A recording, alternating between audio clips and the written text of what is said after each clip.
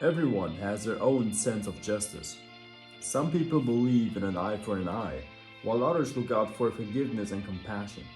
However, every society on Earth has their own justice system set up in order to avoid human conflict as much as possible. But some people see no value in it. They believe themselves to be just individuals and see no value in state-set law, as that is nothing but ink on a sheet of paper. However, most resort to an isolationist way of life, as being unable to bend the world according to their will, you might as well remain shut in to satisfy your elitistic ego. However, what happens if such elitist individual suddenly gains otherworldly powers and is free to express his will as he likes? Greetings and welcome back to my series Understanding Evil. Today we will be taking a look at Light Yagami from Death Note. And just to flex on you real quick, I have this Japanese special version of the first chapter of Death Note. This is the first one? I don't know. Nah, it's not the first one, there's already Ryo talking to him, but it's like in Japanese and it looks cool, and I even have like the receipt and stuff here, so yeah, just wanted to flex on you. Let's just dive into it. Light just seems to be an ordinary student in Japan, studying a lot and going by his day. He stumbles upon a notebook claiming to have the ability to take somebody's life. At first he writes it off as nothing but a random joke that some students probably made. While watching the news, he witnesses a criminal taking hostages and his curiosity takes the better of him. He grabs the notebook and follows the instructions. At first, his skepticism seemed to have won, but right before turning off the TV, they reveal that the criminal did in fact die through heart failure, just as described in the notebook. Light barely grasped the reality of what he just did, as the idea of such notebook just existing by itself left him in a moment of shock.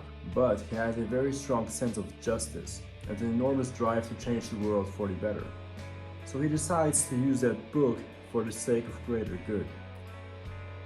And now he faces himself with a moral dilemma. Is it justified to take another human being's life, even if he's a criminal? Who am I to make that decision? Should I even be in a position to enforce such judgment? The killing went on, and he even developed a sense of popularity, as some people do in fact share his sense of justice as well. He masterfully deceives the people around him through heart manipulation and takes gaslighting to the extreme, as he gaslights himself to believe that he really did not commit these acts. The investigation group ultimately has to fight a highly intelligent psychopath with a god complex who was granted godlike powers. But the investigation group has one ace in their sleeve, and that is L, who is just as intelligent or probably even more intelligent than Light, but Light has one big advantage over him. L has no social skills whatsoever.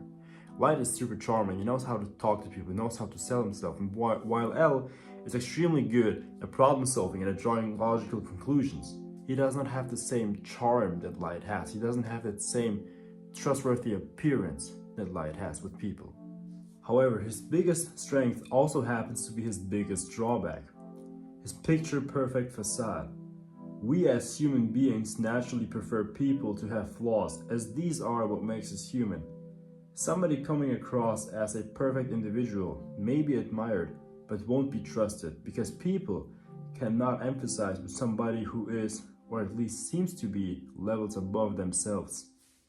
Light, being a perfectionist, kept that facade up way too good for way too long, which led to Aizawa growing suspicions towards Light. That was the beginning of his downfall, and finally brought us to the very death of Kira. What characterizes Light is that he's extremely goal-minded and sees anything or anyone not conducive to his goals as a waste of time. His character is Machiavellian at its very core, as he's willing to even sacrifice family members if that brings him further ahead. He rationalizes his actions through a mathematical approach. Despite being an idealist, his decision-making is for the most part logical. If the death of criminals results in less innocent people dying, then that's the most logical and efficient thing to do. His judgment is further clouded by his ego, as he believes himself to be the most intelligent, thoughtful, and reasonable amongst all. This resulted through his ego being fed all throughout his school years, as he was always on top of his class and seemed horribly bored in school, meaning what others may find difficult to solve barely stimulates his brain. Even when faced with people pointing a gun at him, his arrogance will not fade away. Godlike powers of the Death Note, his superior intellect, his charm, and success over L cursed him with a false sense of immortality. Picture this. You have the ability to take somebody's life within seconds. You would have a sense of superiority as well, it's just a natural byproduct of it. But it was blown out of proportion so hard that he actually viewed himself as a god. He actually thought of himself as being an almighty and invincible individual. But his views, his ego, and his Kira identity shattered very quick with the first few bullets being shot. You see, it wasn't just that Light simply thought of himself to be a superior being.